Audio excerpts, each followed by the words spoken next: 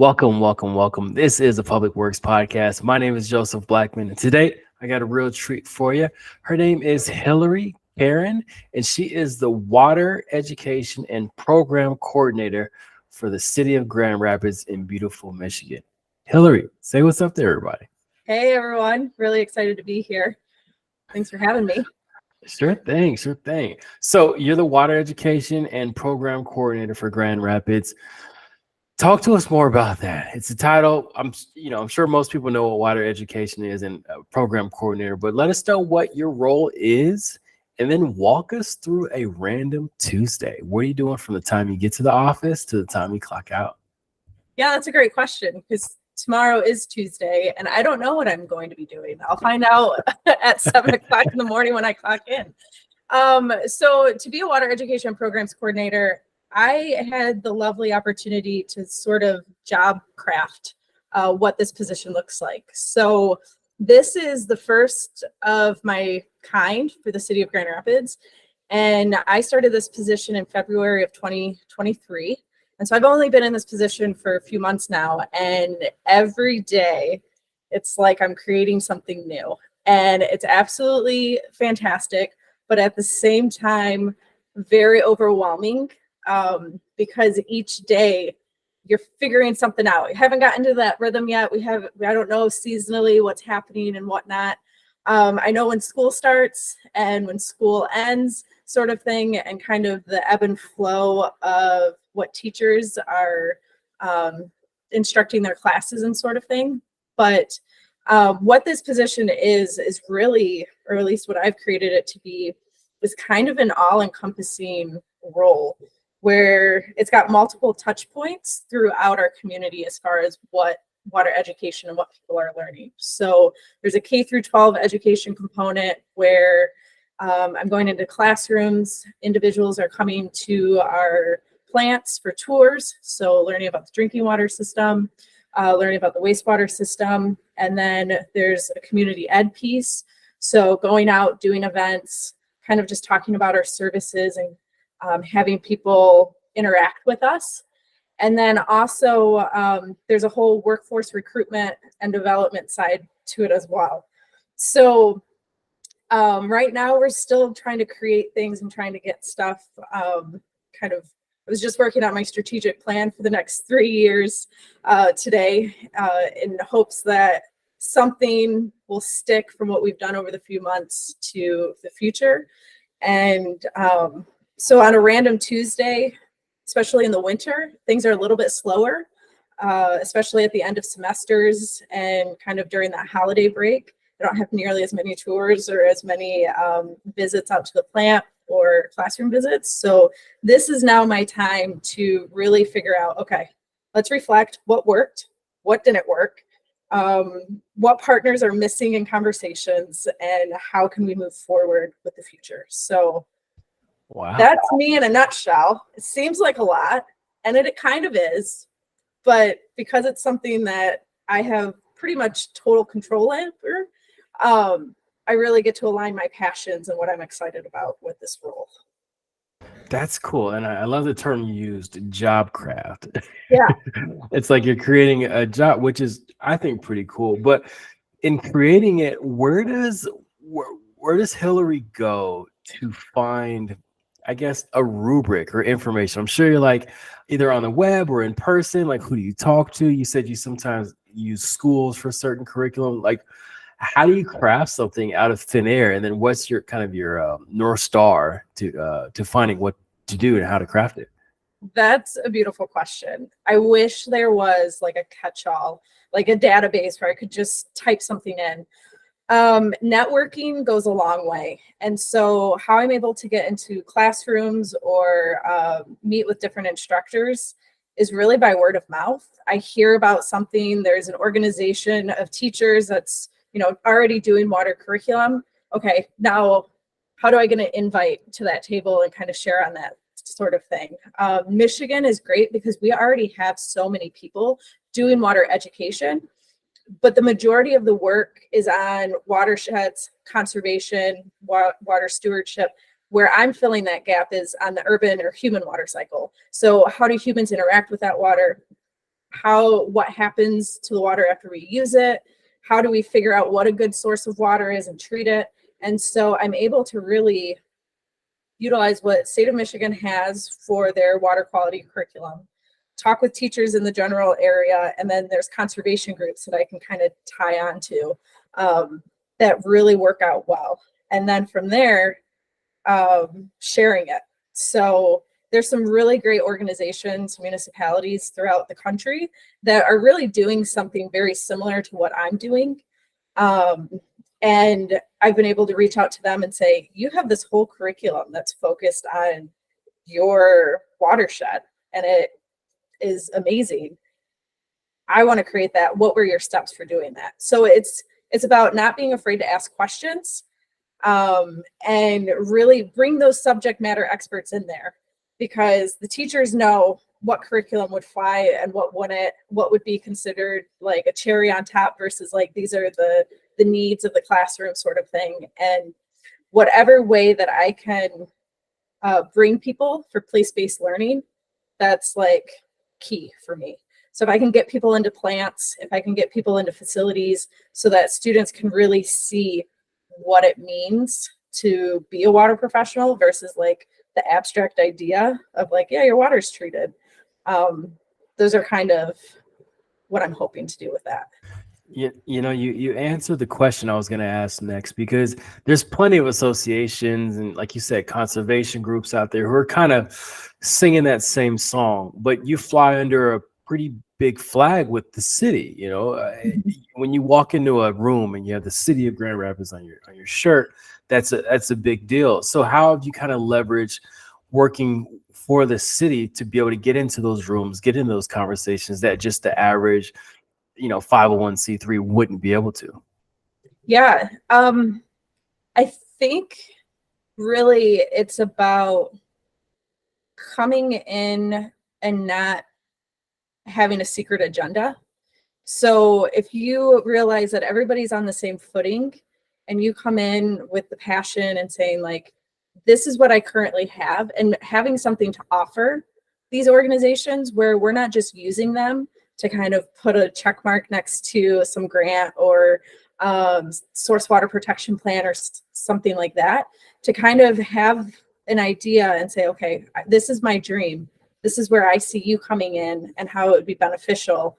I think that plays a major role. Now, I can offer grant money at certain times, and I can offer these things, but it becomes more of a partnership that's equal versus, okay, I'm going to tell you what you need to do so that you check my box and whatnot, and I don't really care about what your agenda is. So that's one aspect. And then also I am a water professional who doesn't know everything and who is really hoping that I can lean on subject matter experts. So I think for me personally, being authentic and being vulnerable with work groups and different people really shows that, yes, I am excited to be here. I'm excited for this partnership, and here are the action items, and I'm going to follow through on it. Like, I'm going to be accountable, and you can trust me that things are going to move in the direction that we both saw.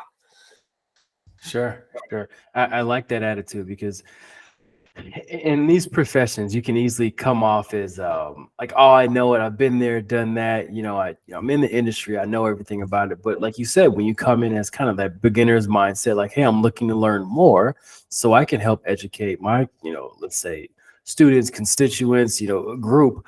And it goes so much further. And I could tell there's a lot of associations out there that, if they would open up and say, hey, I need to learn more about these things, I'm sure they'd be letting more doors.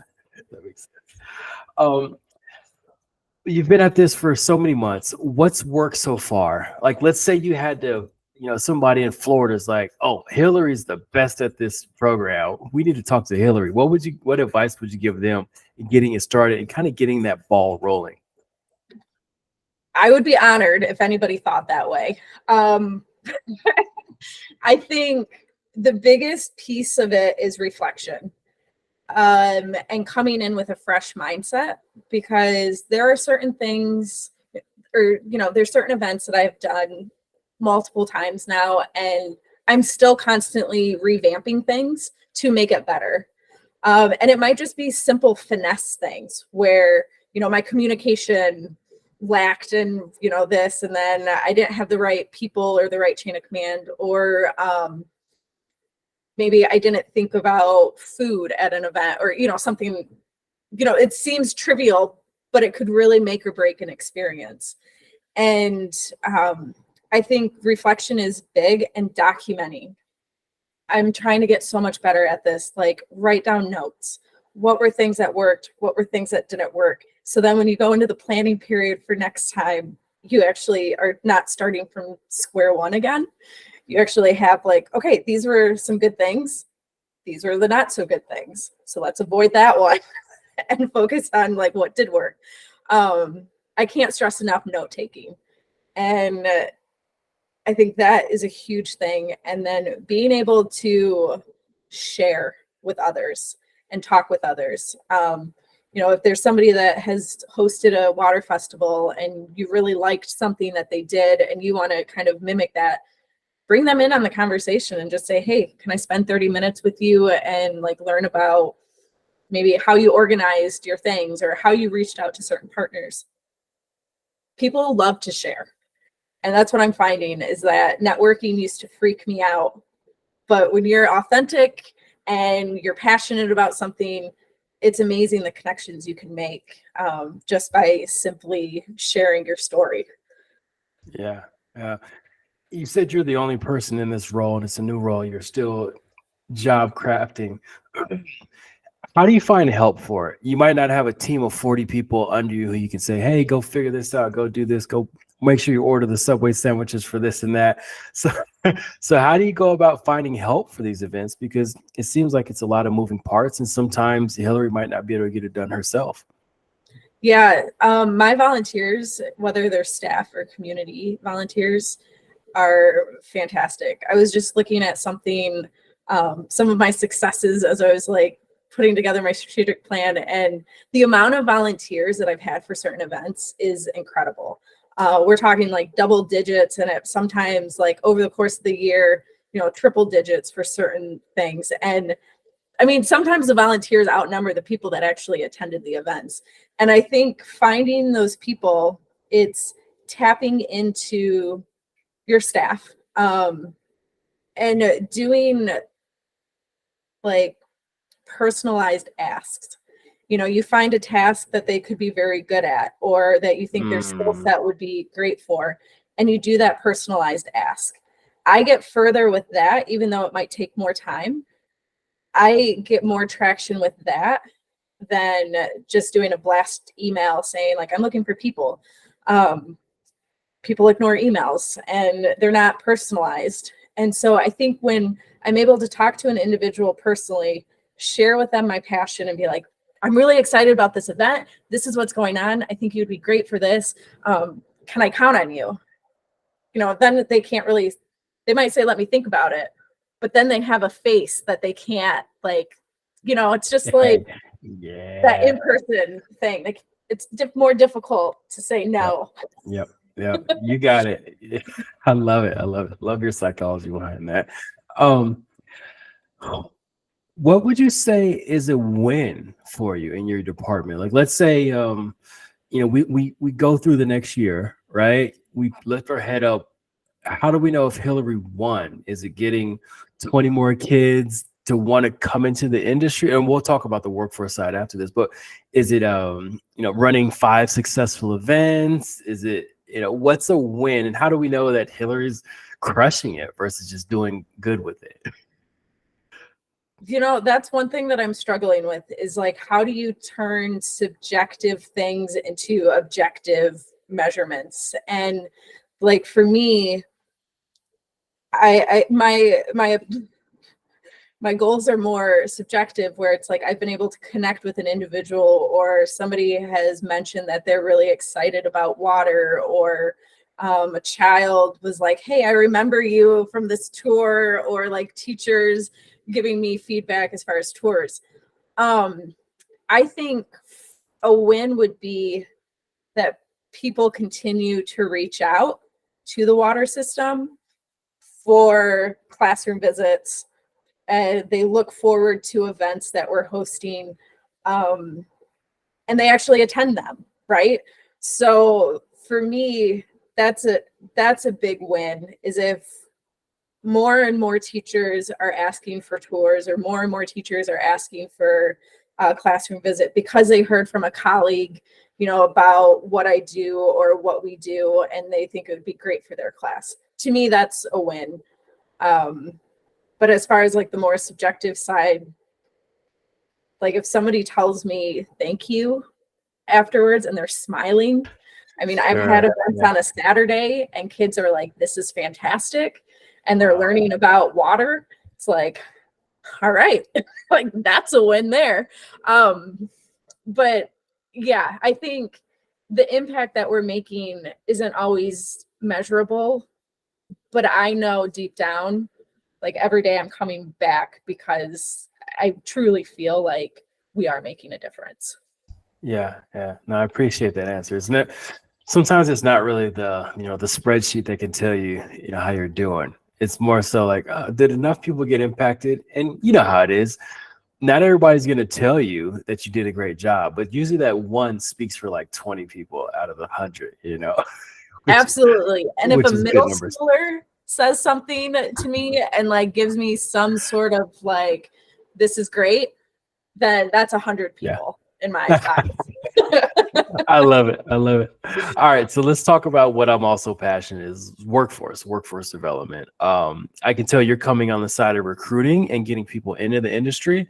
I'm more on the training and retaining. But what has been some of your, not necessarily marching orders, but some of your internal, like on your 3-year plan? You don't have to disclose about your plan, but what has been some stuff that's worked for you so far that has gotten people interested in coming into the industry to backfill all those who are leaving the industry with all that knowledge? Right. And there's some scary statistics out there, where we're the silver tsunami is what I hear it as. It's coming, and it's already here. And so like for the city of Grand Rapids, we have so much talent that is eligible for retirement, and it's by like the grace of them not sure what they want to do with retirement that they're staying on a year or two to buy us some time. So one thing that we're really excited about at the city of Grand Rapids is that we're partnering with our local community college, Grand Rapids Community College, and then Bay College up in the UP, to create this internship program for water professionals. So it's an opportunity. We do a cohort experience. So 6 to 8 individuals start in the fall of every year, and they're in a 52-week internship program. And during that time, they're exposed, they get to choose their track, whether it's water or wastewater, and they are able to earn school credit through Bay College. So they can work towards their certificate, water technology certificate through Bay College, or if they want to continue on, they could go for their associates. And then they have enough entry level requirements to be able to test for their entry level licensing exam for operations. And so on the drinking water side, they're good to go. We're working on the wastewater side as far as getting them enough credits to be able to test for that, but it's looking good regarding that. And this is our 2nd year of this cohort. And the first year we had 5 interns that successfully completed it, and all of them got jobs. Most of them got a job in water before the program even ended. So they didn't even finish their internship before they were either poached by a neighboring community, or they were able to get a job within the city of Grand Rapids, which is amazing.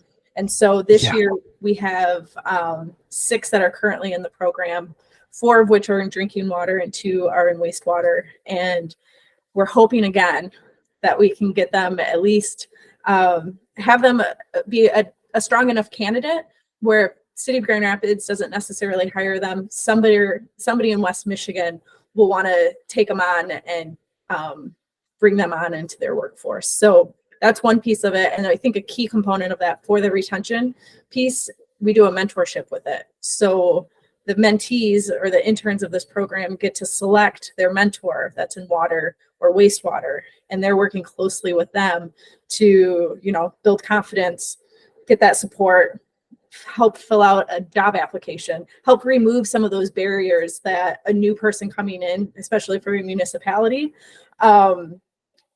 they're kind of helping them through all of that. And so it's been a terrific program.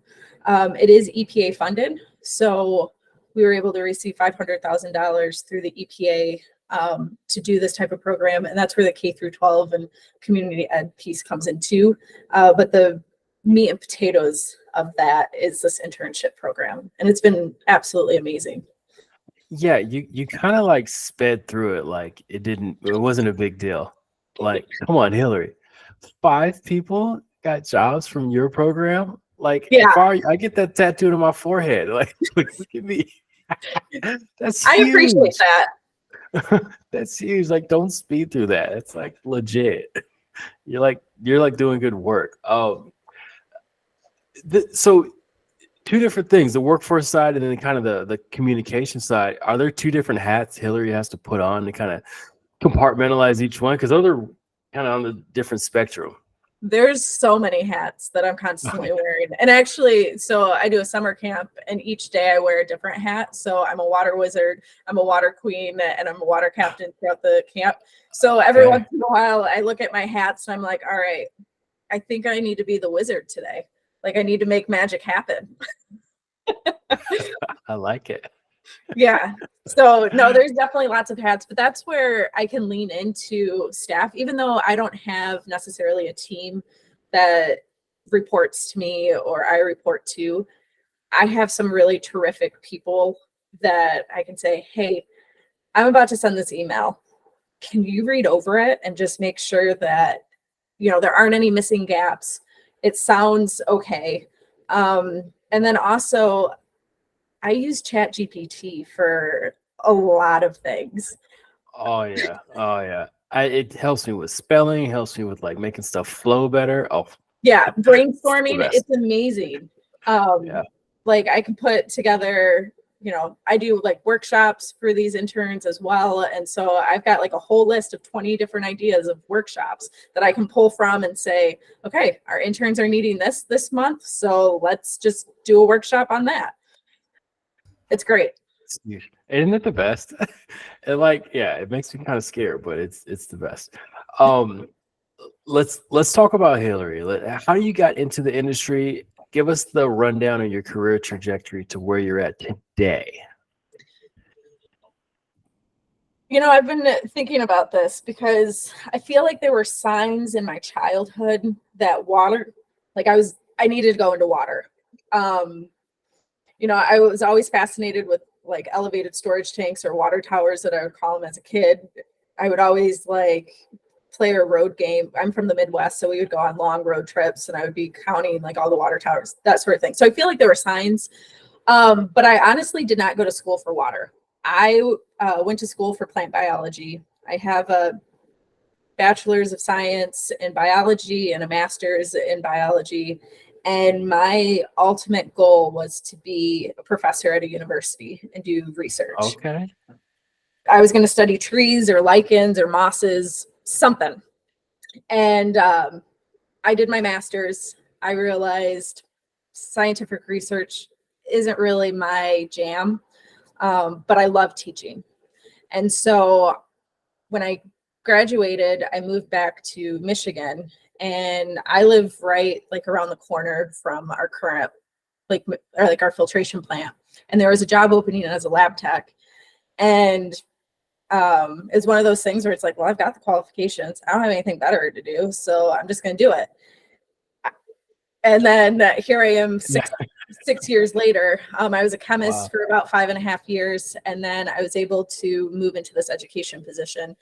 And what's kept me here is really like I have certain passions. One is environmentalism. Another one is teaching and education, teaching and learning. And so by being in this position, I've been able to kind of combine all of my passions while being authentic and while being a curious person. And it all kind of just like ties in together. And so like I tell people like, this is my dream job, even though I'm still trying to figure it out every day. Yeah. But it really is like the culmination of who I am. and it's been so much fun. And so I'm looking forward to 2024 and the future in this job. Yeah. That's so. I have to ask a question. How did you scratch? Because I can tell your personality doesn't really scream white coat, in a lab, like looking at stuff. So how did you I guess scratch that itch or kind of let your little light shine while you're 5 years as a chemist? Yes, it was a challenge, absolutely. And at the time, the chemist role, we also did tours. So classes would come in, and it was up to the chemist to kind of provide that tour for the people. And so through that, I was able to kind of,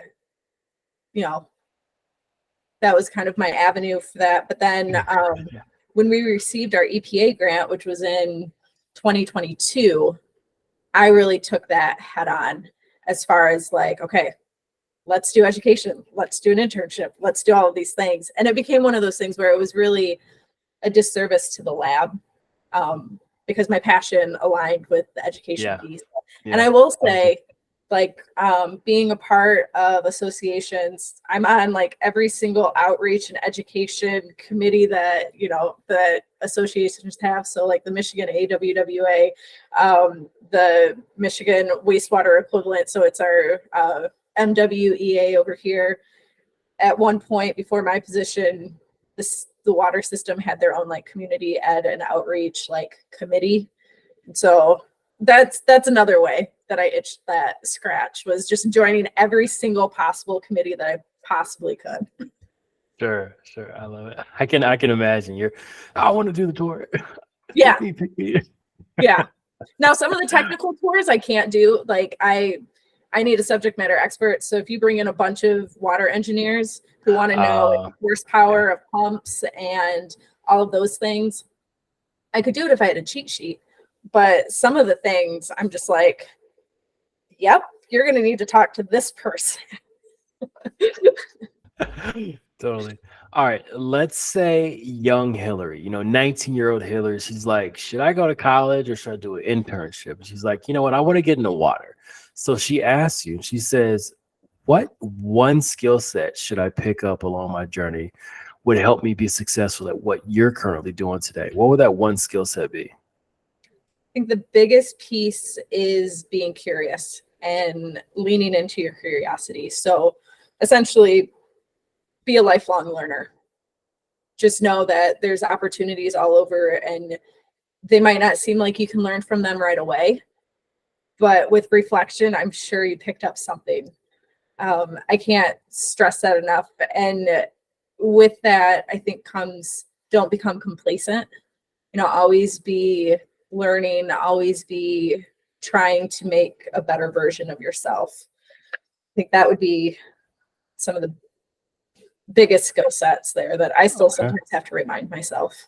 Sure. I think, being curious, that's good for anything and anybody. And when we finally reach that point of oh, I know about this, no, still be curious, stay there, lean into it.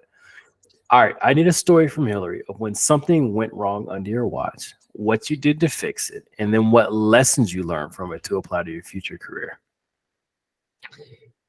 So this one was difficult for me because I'm always reflective, but then there's certain things that I kind of don't want to dive into that hole right away. So I'm glad you gave me some time to think about this. So I think it comes back to our internship program. So this is a pilot program. This is only our second year.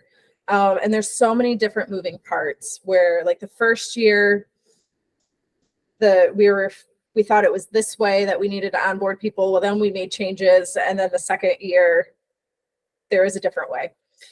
Well, this year, so onboarding the interns, I had my set of stuff that I needed to control. So what to talk about on the first day, orientation, all of these things. But there was a bunch of back end, behind the curtain things. So new hire paperwork, what happens when you hire a new person, and then all the paperwork that needs to go behind that. And that was something that we didn't, for some reason, either somebody handled it the first year and that person was no longer with us the second year, or the order changed. There was something that was different. So there was paperwork that needed to be filed. And so the day of the first, or like the week of, there was a bunch of emails coming through like, hey, did we fill out these acquisitions? Who's in charge of this? What's all of this? We figured it out, but it ended up being 2 of our interns got missed, and they were back, or they missed their first paycheck because we failed to do the paperwork on it. Ooh. Fortunately, they were very understanding. They did get paid. But it was one of those things where it's like, ouch, not a good look. One, like, you guys took this risk to do this internship, and we promised you these things, and that kind of fell on me, because this is, even though it's the city's program, I am the program coordinator. Like, these are things that should have been in my notes. So learning from it, we now have a timeline that is a shared document where we have it like specific dates of, okay, this is when this starts, this is this process, who it needs to go to, or which department it needs to go to, just in case those people change and that sort of thing. So for year 3, we shouldn't have the same issue. There's probably going to be another issue that comes up, but this issue, we should be good. We can move forward. So that was a big whoops on us. And one of my colleagues had to kind of talk to me about it today. And she's like, remember that one time? And I'm like, I blocked it out. No, I don't remember that, but I do remember it. Thank you for that answer. I appreciate you being open about that. That's, I can see how that can, you know, how we have instances in our previous life where it just lingers and it kind of like eats at us over time. And blocking it out, that's good. But also, like you said, you implemented some systems and procedures to not let it happen again. For sure. All right. So you said being a lifelong learner. I want to know Hillary's personal and professional development regimen. How do you keep showing up better and better year after year after year? What do you do? The first thing is being self-aware and knowing when I personally am not showing up as my full self.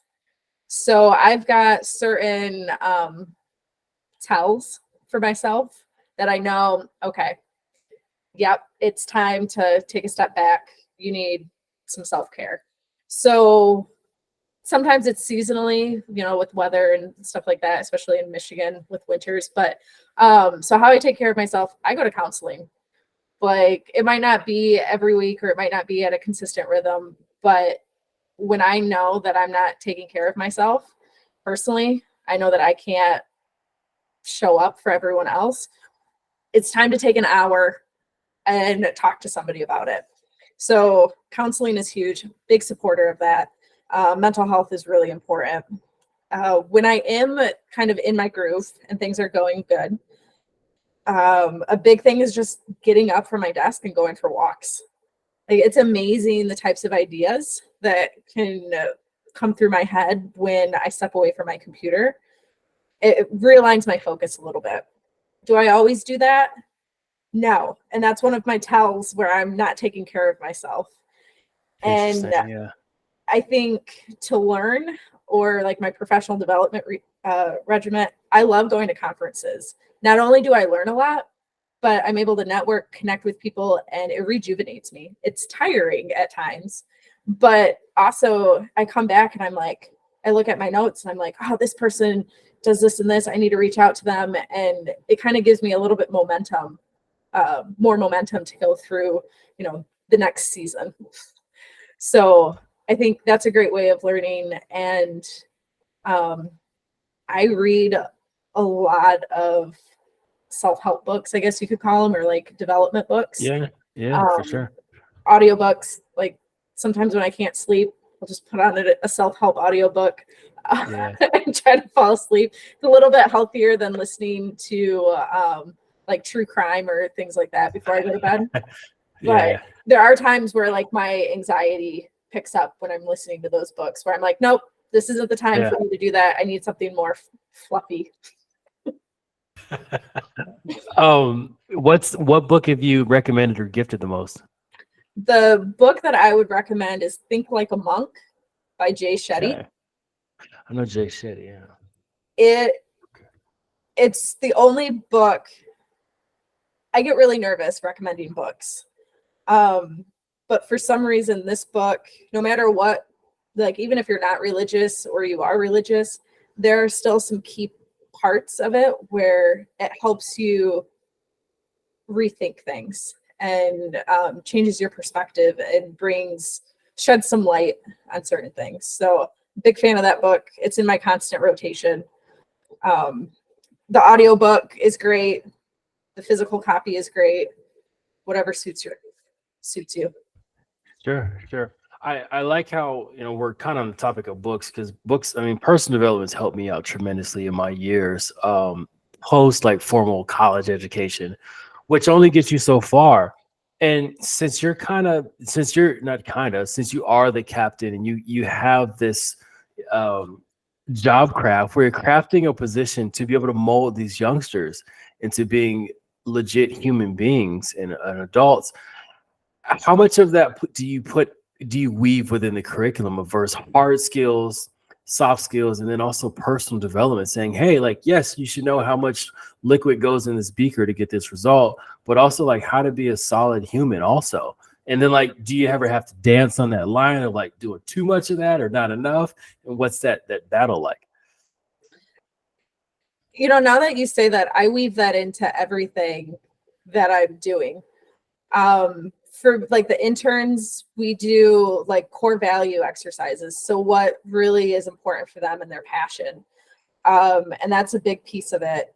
And like, even when I'm working with middle schoolers, like we come up with community guidelines of like what our community should look and feel like, as far as like a learning environment goes. And, there's teamwork things where they're sharing with each other. So an activity that I like to do is think, pair, share.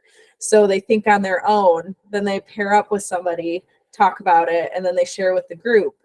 And it's a way of people to gain confidence, I think, of, these were my ideas. They've now been validated by another person. Now I feel more comfortable sharing, or I have control over the type of environment that we want for the next couple of days and sort of thing. So honestly, I think I weave it in quite a bit. And like, even for me, reading some of those books, what does it actually mean to be an active listener? What does it actually mean to be empathetic? What does it actually mean to create an inclusive environment where people do feel safe and you've got that psychological safety and all of those things? Like, these are terms that I may not have even have thought about, but having it, it doesn't necessarily have to be a seminar, but when I have the time and the mental space to kind of learn about those things, that's been really key for helping make really worthwhile connections, seminars, and events for people. Sure. Thank you for answering that. Let's say I asked one of your close friends, and I say, what does Hillary do all day, every day for the city of Grand Rapids? Like, what value does she provide for the community? Well, what one of your friends get totally wrong in answering that question? Totally wrong. I think they would think that I am some sort of superhero and that I do all of these things. And I think the biggest misconception is that I look like I might be a team of one, and sometimes I feel like a team of one, but there's a huge group behind me. And we are all going towards a common goal. And that's really to provide clean, safe drinking water. And I just take it a little bit further as far as the education piece, where in order to have clean, safe drinking water, we need to have water champions that are protecting Lake Michigan, where we get our drinking water from. And so, like, my closest friends, they are amazing and supportive. And I think, they would say that I do all of these things, which I probably do, but the humble me is just like, no, I don't do all of those things, or at least I try to, but I'm not nearly up to your level of what you think that I do. Sure. All right. Let's say you're commissioned to put up a billboard, and this billboard is in the most trafficked area of Grand Rapids. What ask of your community, let's say in regards to water, wastewater, would you put on this billboard? I don't have a fancy slogan, so I'm still working on this. I didn't come from a marketing or advertising community like background, but I think my billboard would really encourage people to be a water champion. And that's really, what steps could they take to protect their drinking water? Because there's never any new water that's created. The water we have today is the same water that future generations are going to have. And it's up to us to make sure that that quality of water is as good or better for those future generations. And so I think I would try to, I don't know, probably have a kid with like a superhero. I think I've seen this before, so I'm probably stealing ideas, but like be a water champion and then encourage them to visit this website or whatever. Or Sure. yeah, it's not a great answer, but maybe It's one your person. answer. All it takes is one person. That's all it takes. Curious. That's all it takes. All right. I always like to leave a space on the show for you to thank mentors you had along your journey. And then also, I want you to give a word of inspiration and motivation to your, let's say, community education counterparts across the country. Mentors that I would love to thank. One within the city is our public works director, John Gorney. He's been fantastic. He's also passionate about education, but on the refuse and street side. So it's been amazing kind of playing off of his challenge, like what he finds challenging with education and outreach, and then the water side, and how we can all kind of work together on crafting a very similar message where it works together. And honestly, there's so many people within Michigan, as far as like on the water education side and like the organizational side for like AWWA and MWEA. I wouldn't have the confidence that I have without these very amazing humans. And if I started name dropping people, I know there'd be somebody that I would miss and I would feel terrible about it. So they know, if they listen, they'll know, because I'm sure I've given them a thank you card. I'm sure I've reached out to them in some fashion to let them know how amazing they are. But on this platform, let me just say my thanks to everyone that I've had the opportunity to work with, formally and informally. Gotcha. And then what do you say to those out there kind of in the same position you're in? You're trying to educate the community about water, wastewater. They're fighting the same battles you're fighting. They're in the trenches. What do you say to keep them inspired, keep them motivated? It only takes one.